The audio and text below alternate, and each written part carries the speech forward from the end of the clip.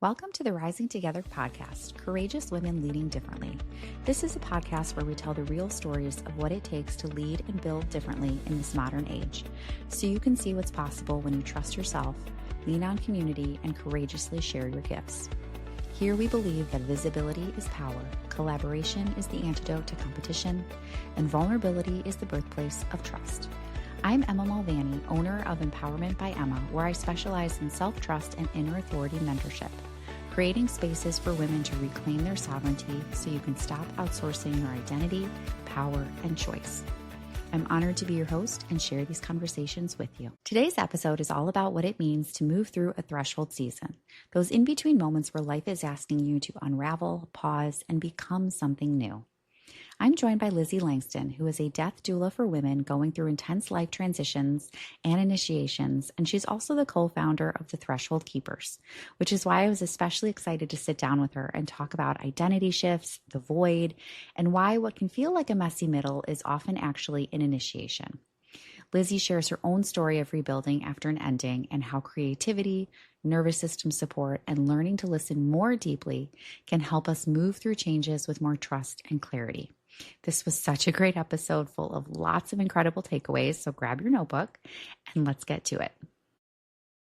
All right, well, welcome to Rising Together. First of all, let me say thank you so much for your patience as I transitioned and oriented myself to this new season. And then also just thank you for sharing your energy with me, because I've been lit up by it and I feel really re-energized by the things that I'm seeing come from you. So thank you. Oh, you're so welcome. So I'm super curious, because you are bubbling with energy lately. What is alive for you right now? Oh my gosh. I have something hot off the press, actually. Just last night, I was at a networking event, with the Nova. Yeah. I run the Nova Phoenix, you run Nova Chicagoland. That's great. So I was there, and on the way to the event, I was chatting with Claude, and I was just, my AI buddy. And I was like, I just don't know what to do with my Substack. I'm having so much fun, but everybody says you need strategy.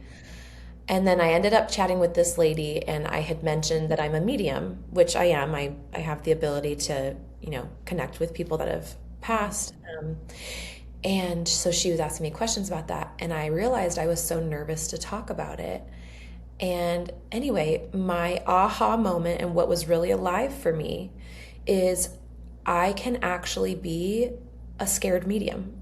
And I can, not during sessions, but when I go to talk about it publicly, I can actually just be a safe place for women who are very mystical but don't know who to talk to about it and how, and don't even understand their gifts. Because that's me. Yeah. Oh So that was what was that. alive. It was seriously a fresh heartbeat. And I got back in my car after the event, and I was talking to Claude, and I'm like, Claude, I figured it out. I don't have to have it figured out. I love that. I love that. And it feels so timely, because actually, just this morning, I was talking to someone else, another woman that I met, and we were talking about that ability to hold both of just because we might have a moment of self-doubt or be going through a whole season of messy middle, in between, awful discomfort stuff. Yeah. Doesn't take away our authority, our gifts, our, moments where we do feel confident or very trusting. Those two things can be so true at the exact same time. And it was making me think of less than a year ago when my mantra was just do it scared, do it scared. And it was I was just, everything that I was doing, I was well, I'm still going to do it. I can just be scared and be nervous or be doing something for the first time and just not know and be here for whatever this current experience is. So it's just so funny that you bring it up. I love that. Thank you. Yeah, it just occurred to me that is the market. I think I just thought I needed to be more comfortable. And the reality is we live in a world that sort of kind of inadvertently gaslights really mystical spirituality. I mean, it's just we're in such a concrete 3D world, and especially if you're pursuing something professional like we are, there's unwritten rules, unspoken rules all the time. And so it's like, what would it be like to have a space where you can be as wild as a little vine on the wall and just be like your cosmic self too? Yeah. Anyway, that's what's alive. Fun question. I love it. And that's something that I feel like you're weaving into the work that you do as well, as like that comfort in, or maybe not comfort's the right word, but being in that space and surrendering to that in between. Can you speak to this threshold that you are holding women through? And I know it's Yeah. not just like one threshold, but the concept of being in this Yeah. space in between. Yeah. Well, it all started when I was serving postpartum women for 7 years. Mm. And part of that was during the pandemic. And so what is normally already such a big threshold moment was happening inside of a collective threshold where we were all going through a death and rebirth of the world that we knew and had to completely learn what life would look like throughout a pandemic for a few years, right?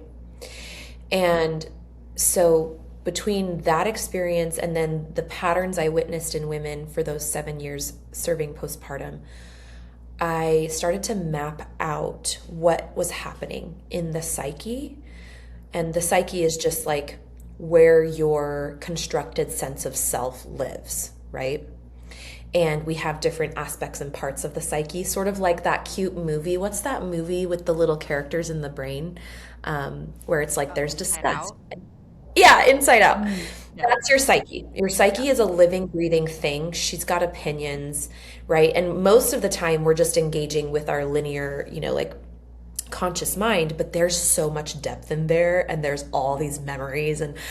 And so what started happening is what's unique about a threshold moment in your life is not just what's happening on the outside.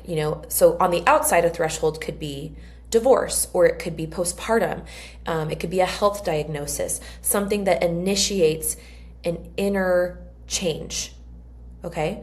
But what's happening on the inside during a threshold season is that these parts of you are being rearranged, and there is a liminality and a wobbliness to it that's on the inside. And it's this felt experience that so many women were expressing to me postpartum. And now with Threshold Keepers, we help women in all different kinds of thresholds. But it's this very real experience. And our culture doesn't have words for it. And not only does it not have words for it, our culture is very linear progress focused, productivity, and have the brand, have the titles, have the degrees, and know who you are. And that is what brings you success. But what about the seasons when everything inside of you actually feels like a pile of mush, but you're still trying to show up to work?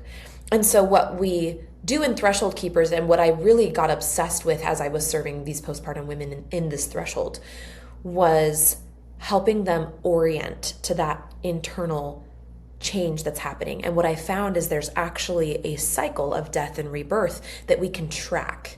And when we track it, we have this power that comes over us, because instead of feeling lost and in reaction to our inner world, we are at one with it. And now we're deeply listening, and we're actually receiving from the deepest parts of ourselves, like our soul and our real, authentic, deep, true self. We are receiving information because we're listening in a way that we were not before, because we were like, I don't know who I am. I got to get with the program. What's happening? What's wrong with me? Yeah. Oh my gosh. I love that, because to your point, as far as like having just a very masculine oriented culture where it's like linear and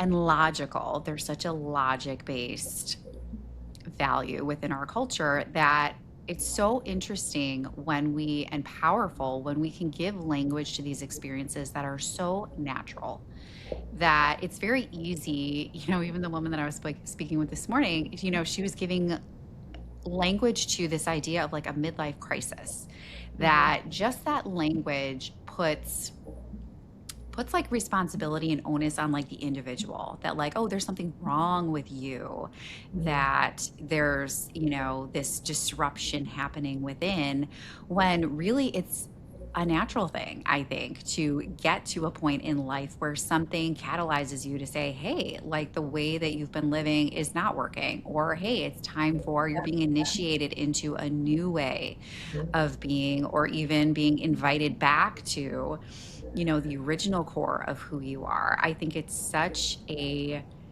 healthy sign of evolution to have these moments that invite you or catalyze you, push you into what externally can look like such a disruption, or what we've come to call now, kind of in my world, like the messy middle, and like how externally that can look, disorganized or disorienting, when really it's such a natural and beautiful invitation when we can surrender to it, but then also understand and contextualize, which is part of what I love with what you're doing, that you're giving this framework to women to help almost give them like scaffolding, that like, okay, just because everything might look or feel like it's quote unquote dismantling or falling apart, it's actually part of this like beautifully designed, almost like organic structure, that like it's actually meant to be this way, and this dismantling is going to be serving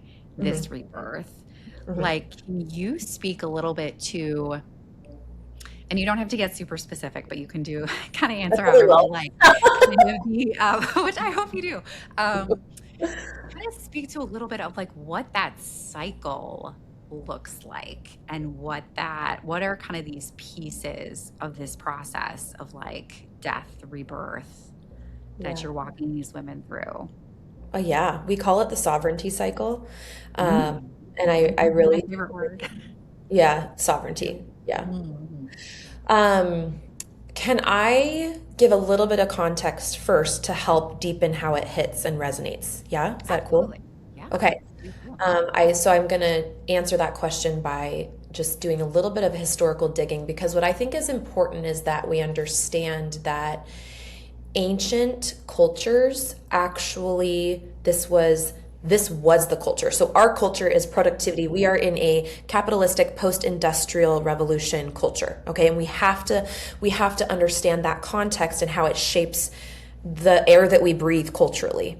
But if you go back to ancient Egypt, and some of the most successful, long-lasting, way longer, by the way, than like, for example, we're both in the United States, so way longer than this country has lasted, like way longer, okay? The healthiest, most successful civilizations in ancient Egypt, they actually would say that you have not lived until you have had an ego death, until you've died in your identity.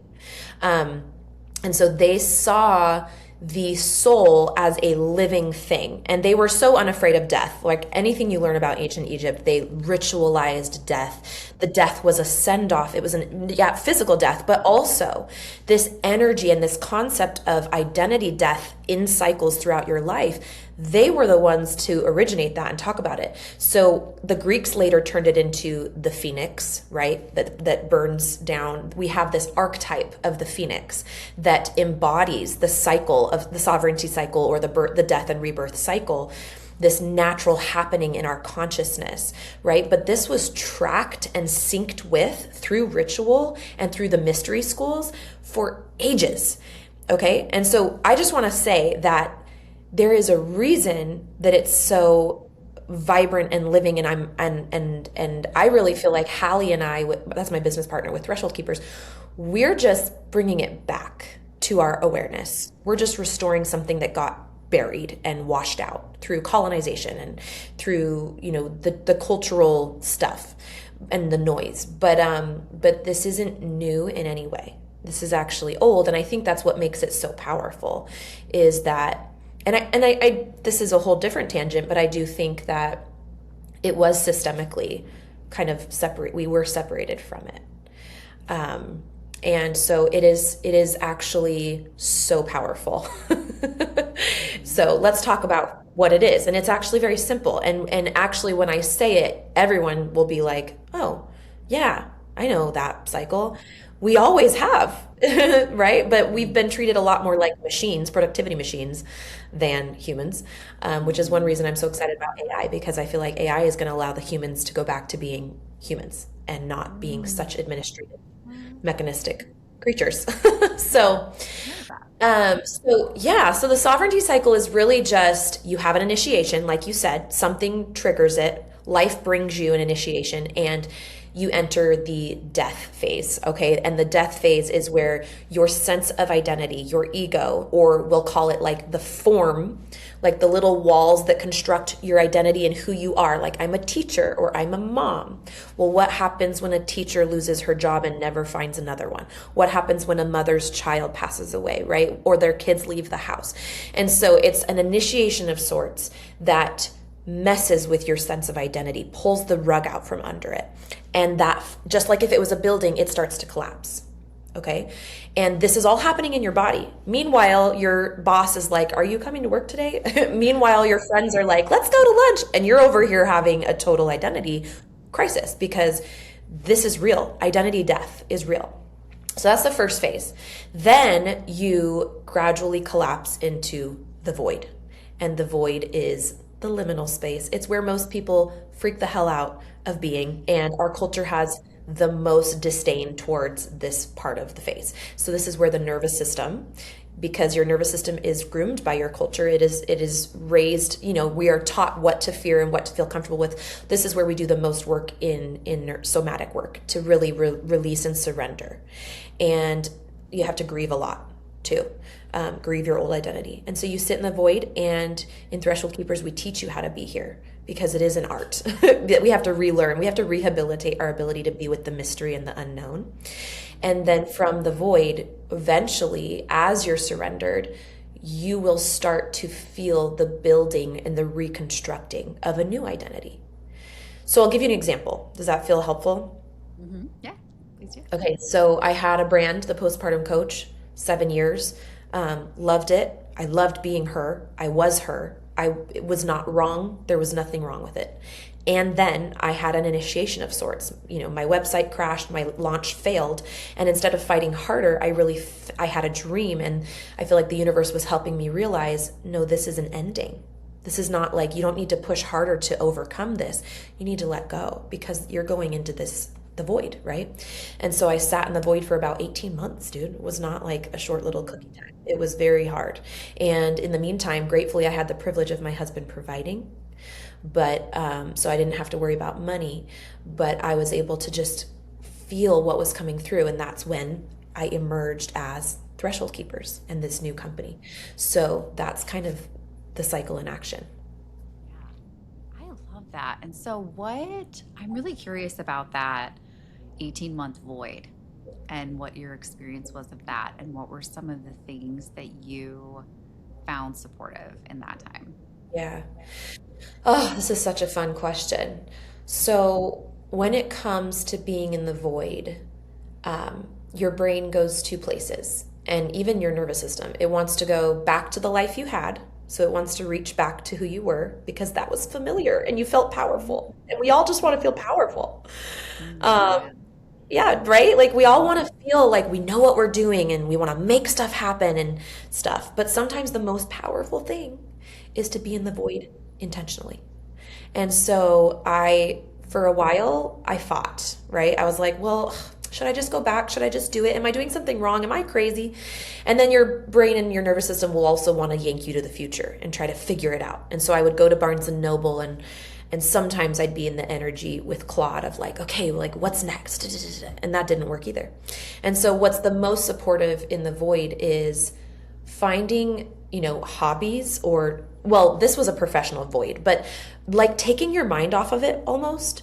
It's sort of like, I remember training to give birth, and she would, in order to prepare me for the experience of childbirth, she'd have me hold an ice cube, like for a while. And, eventually it goes numb and it's fine. But before it goes numb, it's really loud, right? It's like, And so it's sort of like that. It's like, okay, this is the uncomfortable part. What can you do to not dissociate or bypass, but like to breathe through it and maybe think of something beautiful? And so it's that concept when you're in the void. It's not that you're trying to avoid being in the void. It's not like you're trying to distract yourself, but you're also trying to not problem solve because that's just not useful. And so dancing, finding a hobby, journal writing, reading a new book, right? And then as you engage with those large, bigger metaphors of life, watching movies, like art is very therapeutic in the void space because it engages your creative mind. And that's really the energy of the void. You're going back to that source consciousness. It's like when the world was first being formed, the ocean. It's just this big dark ocean. You're trying to engage with those original creative forces. So that was really supportive to me, was like making art, viewing art, music, dancing, all that. Yeah. Yeah. Well, and that's so resonant because I feel like something that the void invites us to do, and I think this is where maybe potentially a lot of the discomfort comes from, is that it's inviting us to stop doing and inviting us into the being. Can we surrender into and just trust that the void is serving, and that instead of trying to fix and read and find like the sources that are going to help us like push through, it's like you just have to stop and you just have to just be and let time and energy in the universe kind of alchemize and surrender to the timeline, which, you know, Yeah. that is really, I think for me at least, I resonate with like, I think that's like the most, that's the uncomfortable part is like, I want to do something. I want to be in control. I want to be the one that gets me to that next stage, and to just like surrender and be like, oh my God, I have no control here. Like, I don't know like what book to pick or what course or person or like what is the thing that's gonna, no, there is no thing. It's really a returning too of like, actually, I love That's what you're beautiful. bringing up about like the art and the creativity, that it's such an invitation, which this took me a long time to learn, was like, it's an invitation to return to play, to childlike creativity, to, I'm even finding myself right now leaning so much into like, what was my childlike joy and like what feels like creation. And like, that's a way of being present with the gifts that the void can bring, which Absolutely. feels like something I didn't have words for until you highlighted like the importance of like that art and Yeah. creativity and what possibilities lie in the void. I love that. Oh, absolutely. Yeah. I really feel like the void is the womb. Okay. Mm, That's what it feels like to me. And I don't want to put words on it for anybody else because each of our experience in the void gets to be our own. And we get to put descriptors that we want and it feels good to us.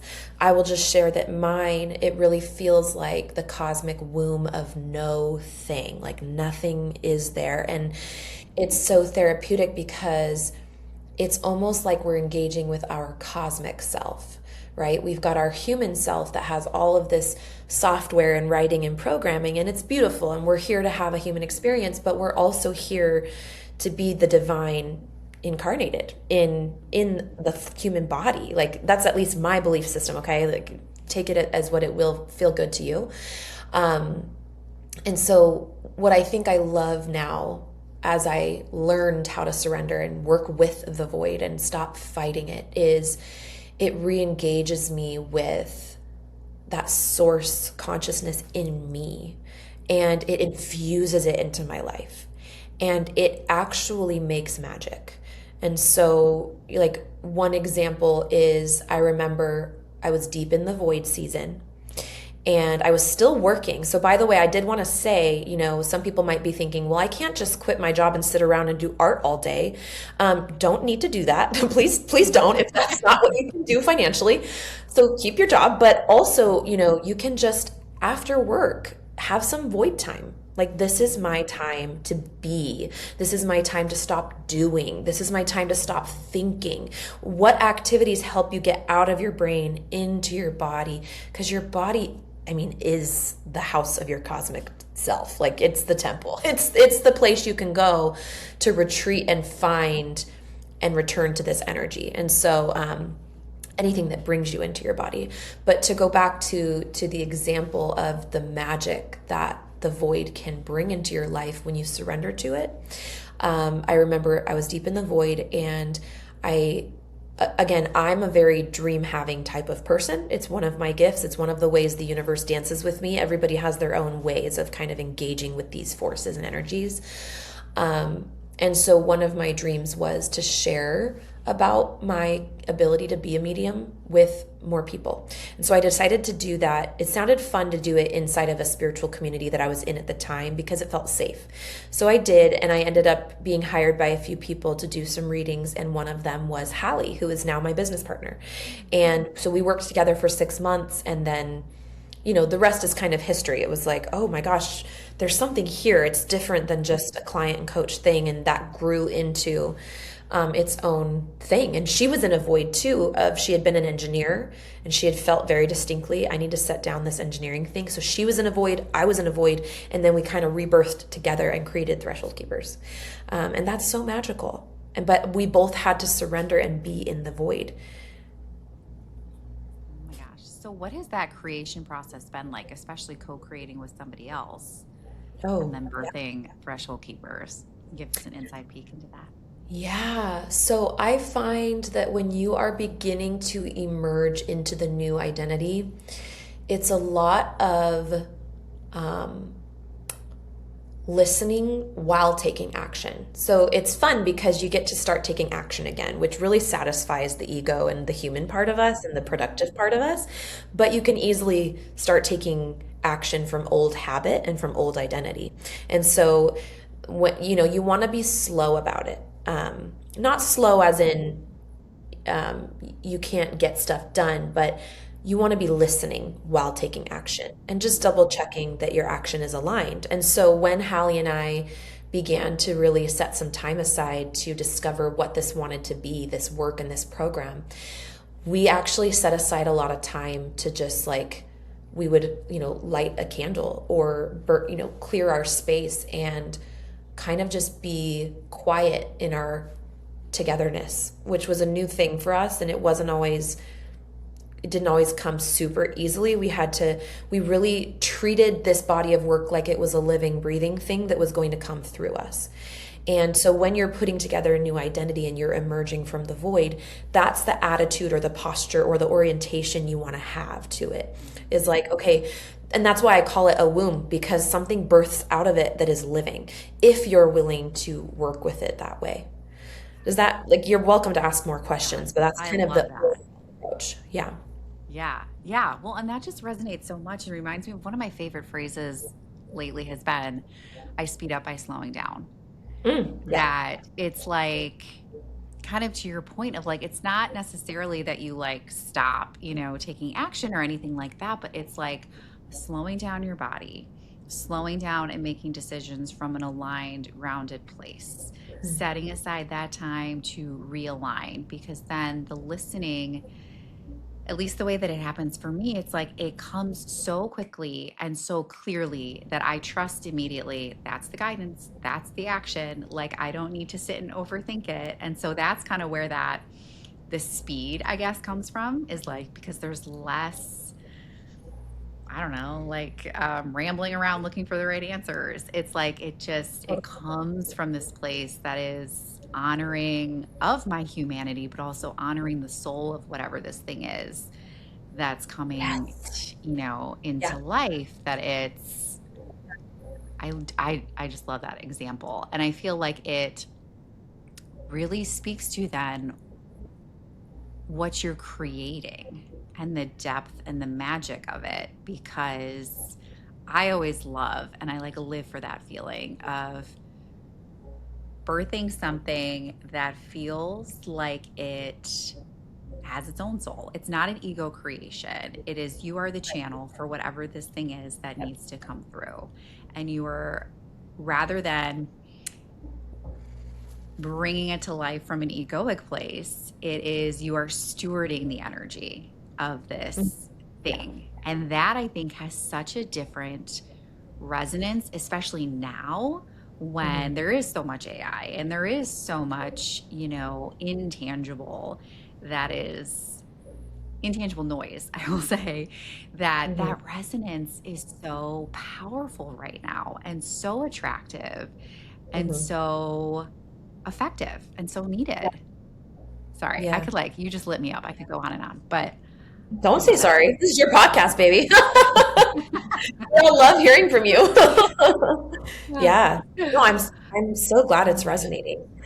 I think about my kids. This is the example that came to my mind when you were talking is, when you try to get kids to be like productive and stay in line and like they will eventually, if you just keep driving it in, they will, but something inside of them kind of just like wilts a little bit. And so when you can find a balance between, like, we still need to clean the house, we still need to shower and stuff, but and maybe have some semblance of a routine, but also what is lighting you up and what do you want to do? Like, then they can come alive. This is just, I have 4 kids, so this is the analogy that's coming to my mind. And it's the same thing with anything like when we're in this process of becoming, if you can let go of some of our culture's habitual like productivity culture where you treat the thing like it's something you need to force and need to make happen, versus what if I'm listening and I'm working with it? What if it's a living thing that's coming through me? And what if this entity, this creative endeavor, this thought can actually inform me of how it wants to be held in the world and who I need to become in order to hold it. That's been a huge theme for me and Hallie, is how I held the postpartum coach brand is not how this brand and this body of work wants to be held. And that's been a real initiation for me, because my ego is like, oh, I'm a good business owner, I know what to do, I'll just do, and then I'll get busy doing that and I'll feel lost and I'll feel sticky, and it's like, oh, whoops, I got off track because I'm not listening. So that's really the adventure of a lifetime. And I think that's what makes me so excited and obsessed with this cycle, is that it brings life back to business. It brings life back to our creativity, and it engages us with like that soul consciousness that's in there.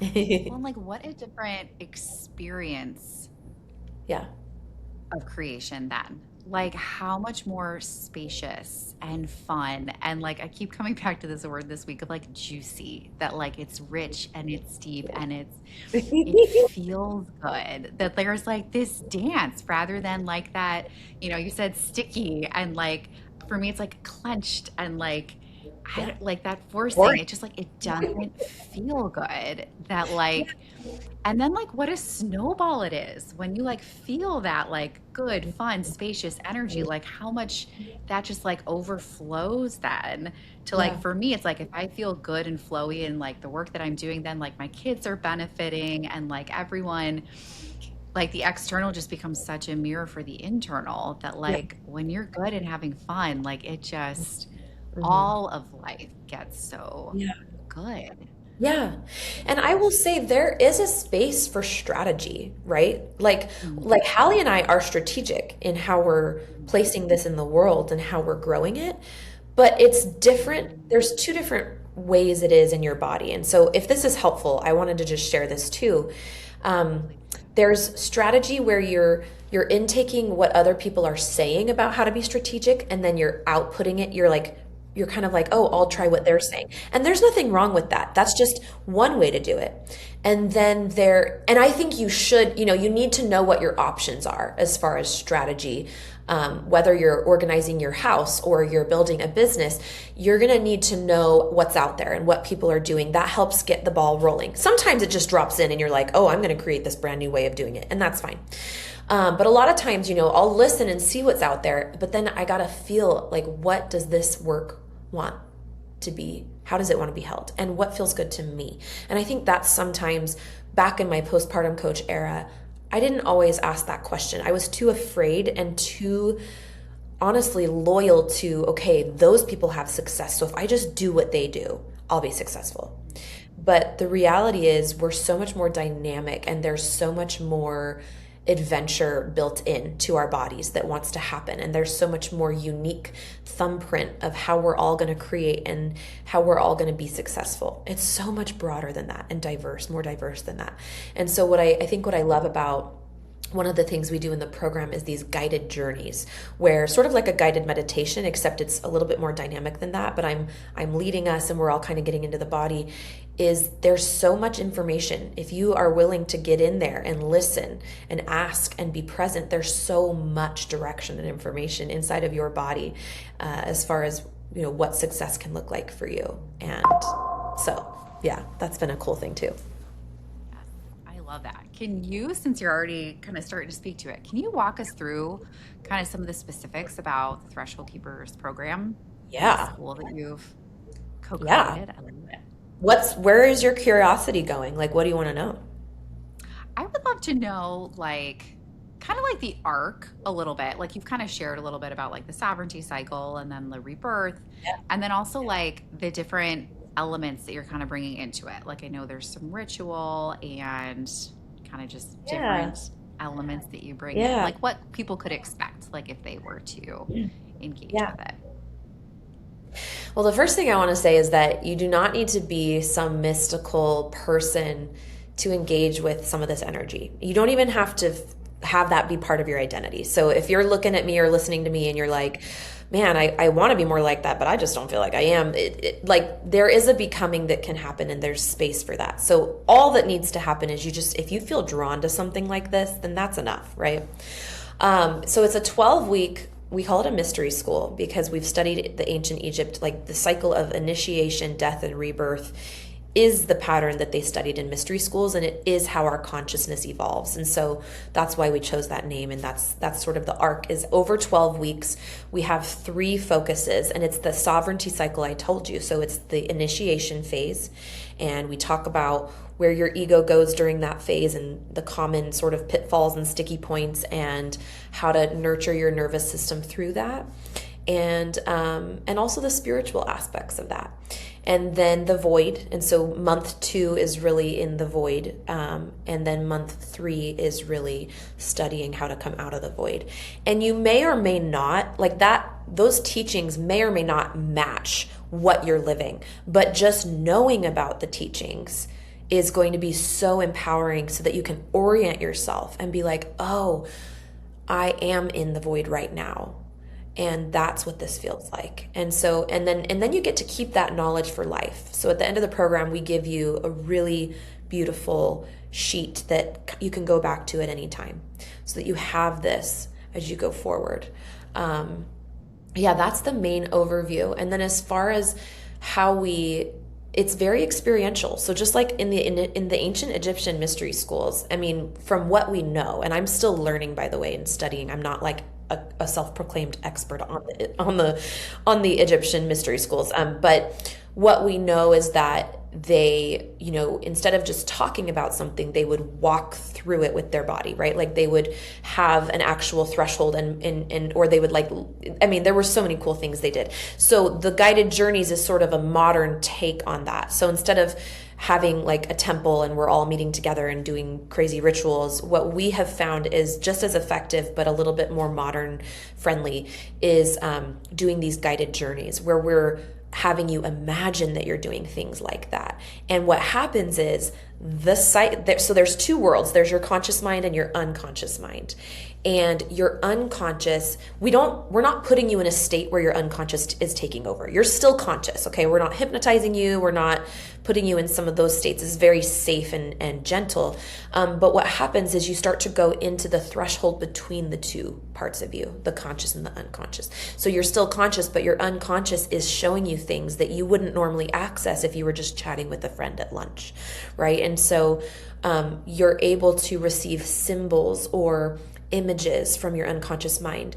And so then when we come back together after the guided journey, we help you put together, what does that mean that you just saw on this guided journey? So for example, one of our guided journeys was we were meeting our past identity in the forest. And so there were two versions of us. There was our past self, and she was there, and we're like, okay, what is she wearing, right? Your psyche fills in the details, and every detail has meaning and is communication to you. And so the psyche works through symbolism and through imagery and archetypes and energies like that. So we help teach you the language of your psyche.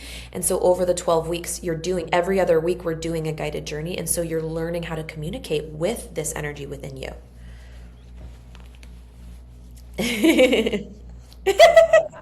Oh, thanks. Just sitting here like getting my goosebumps.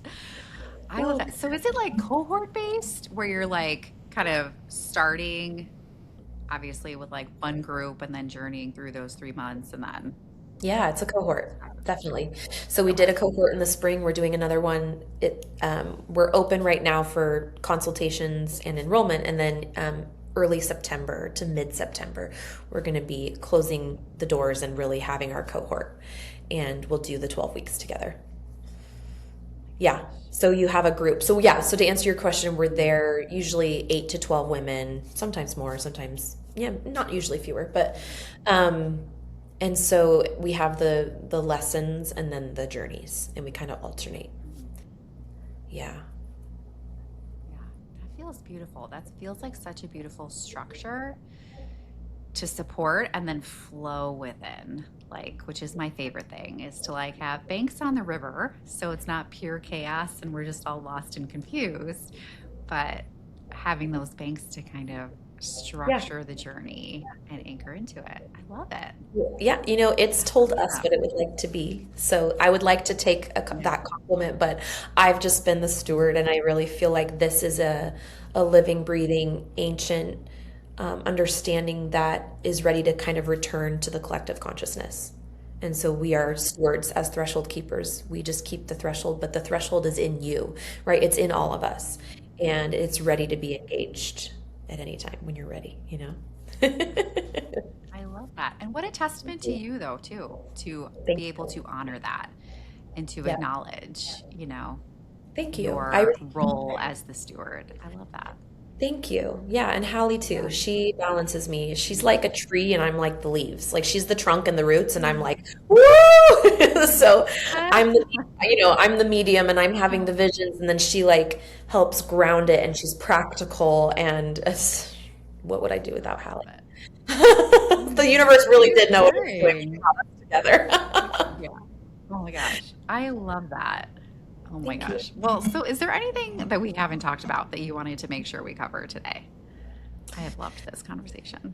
Thank you. I mean, really, I think at the end of the day, what I feel so my background, let me talk about that. My background as a person, not just, I've talked about my professional background, right, with the postpartum coach, but also one of the reasons that I feel like I was prepared to bring forth Threshold Keepers and this work is I actually had a very intense identity death while I was being the postpartum coach. And my family at the time, this was during the pandemic, we had some business loss with my husband's company and his job too. And so it wasn't like I could just stop working at that time, but behind the scenes, I was having a crisis of worldview. I learned about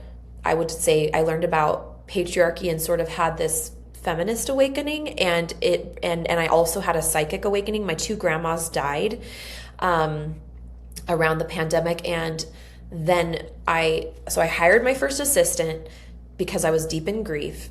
And I remember doing a Reiki session, and I had this visitation from my grandmothers, and from there that door just has stayed open. And so that's actually when I became a medium, was during the pandemic time. So it was only like 6 years ago or so.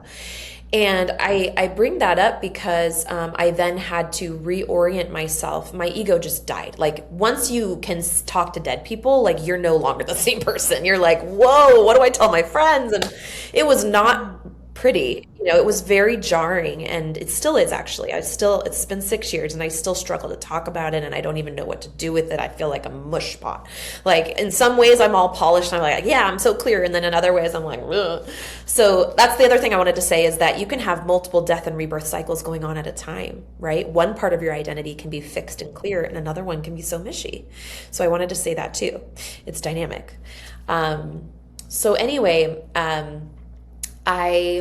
I kind of realized that the church I'd grown up in was not something I wanted to be a part of anymore, because it didn't stand up to the experiences I was having, and that was devastating and hard.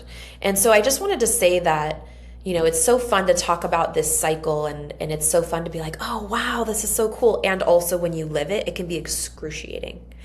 And I am also built to hold that. I have a background in trauma and complex trauma, and I have studied the nervous system deeply. I'm not a therapist, but I have experience in the world of trauma and how to work with a nervous system that's really flighty or really fawny, like people pleaser, because those patterns really show themselves when the ego is dying.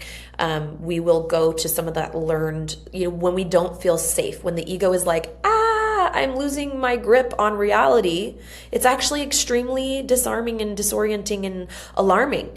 And so I want everyone to know that if you're experiencing that and you just feel like such a hot mess, and even if your functioning is taking a hit, or maybe you're a little depressive, all of that comes with this territory. And that's something we didn't really talk about, but that's a real aspect. Yeah. Thank you for naming all of that, because I feel like that's so important to understand the context of how we could be navigating this, or what could be going on. And especially that idea of having like multiple ego deaths at one time, or having one in one area. I think that's so important to name and to validate and give language to, because I think it's very easy, if you haven't experienced something like this before, to be going through it for the first time, like how easy it could be to catastrophize and just maybe give more weight to, or more suffering than maybe needs to be happening. So thank you for sharing that. That feels very important. And I'm sorry you went so much to get to this place that, thank you for sharing that experience as well. Yeah. Yeah. I mean, that is what we're here for as humans. I think if we think we're just here to progress linearly, like most of the time, people will have an intense identity death in their life. They just don't have words for it. And not having words and language and even support and community can really take you out. And it doesn't have to be so suffery, and it doesn't have to last so long. That's one of the things, again, I'm passionate about with this program, is it's also a deep nervous system support. So, yeah. I love that. Thank you so much for sharing just your beautiful story and your beautiful body of work. And please share where everyone can find you and engage with you, because you are magical.